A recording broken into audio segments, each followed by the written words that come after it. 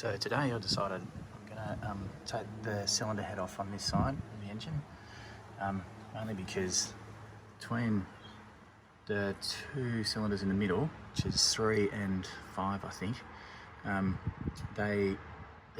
did a compression test, and so they're both really down, so they're about 45 psi or 50 psi each, and then the other ones are sort of around 100. They should be at about 150 I think, so the engine's pretty tight, but there's clearly a gasket issue on the head gasket, and then there's also a bit of steam that is blowing out of this side exhaust. So what I've done now is just to drain the engine of water, and I'm just disconnecting everything so I can get the inlet manifold off, and then we'll take this rocker cover off, and then we'll take the manifold off, the exhaust manifold, and then down here there's a couple of bolts into the head from the power steering pump, so we'll get those out too, and hopefully we'll be able to lift out the inlet, and then with the rocker cover off we can get access to the head bolts. Just deciding whether to pull out the spark plugs before I start working. I don't want to break them, just having to think about that. Anyway, I'll keep you posted on progress as we go.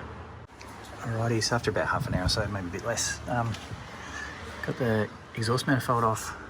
I'm taking off the power steering pump off the head, and now I've got to get the rocker covers off, make sure they all go back in where they came out, and look up on YouTube to find out how to adjust the field gauge and stuff, all that stuff, and then inlet manifold, and we'll lift him off, and then we should be able to get the head out at that point, because I've got access to all of the cylinder head bolts, which is good. Okay, so the manifolds are out, bit of a wrestle to get him off. There's the valley in there. There's a bit of cleaning up to do on that head, both heads actually. The new gaskets are going on there, of course.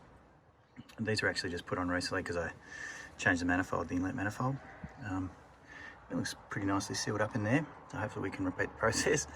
All right, next step, rockers, they're all coming out.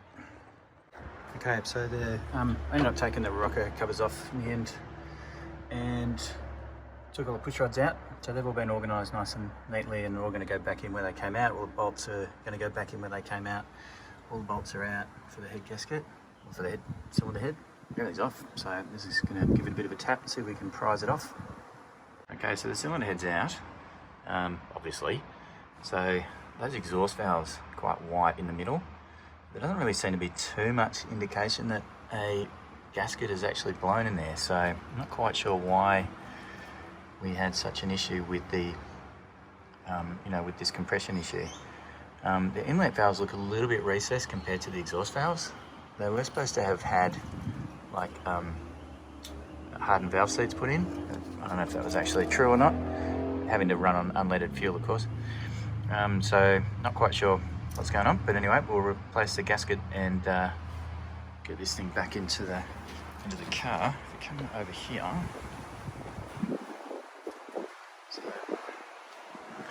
These are the bores. They do look a bit sort of rusted, those cylinders. Pistons, I should say, although the front one does too.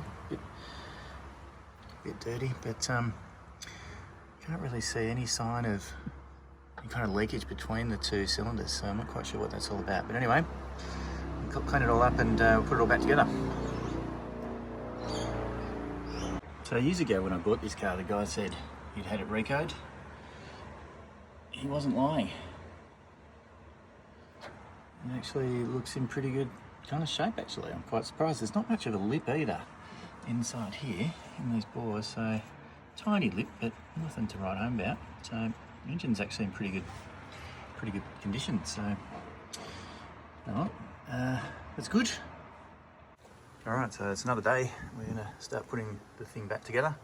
That's the new gasket sitting in there, and we'll get the head on next. All right, so I've got the cylinder head back on, and obviously the inlet manifold. So you tighten from the inside out, so 1, 2, 3, 4, and they're done at around 56 to 60 Newton meters, and then you go up to about 100, 102 Newton meters on a second pass. So just start in the middle, work your way out. On the inlet manifold bolts, you start at about 30, you do 1, 2, 3, 4, and just keep working your way across and out, and you should be good to go. Make sure you put some sealant on the gaskets and just around the water jackets, etc. And hopefully that'll all lock down. Won't have any leaks, we'll see. Okay, I don't know if you can see that, but that is bad news. That's one of Dye's bolts, the rocker arm, and that's what's left of it. So the torque wrench just didn't click to the specified torque when I torqued it up. I got the other one torqued up. It was the very last bolt to put in and it broke off. So now I'm going to need to drill through it and extract it out of the head, which is really annoying. Okay, super quick update. That actually, with a pair of multi-grips, I was able to just get enough on it to be able to pull it out. So dodged a bullet, big time. So I just need a new bolt and then we can finish this job, hopefully. So I went down to a local wreckers and picked up one of these guys and was able to get it fixed, buttoned up, ran the timing light over it, and purring like a cat. Job done.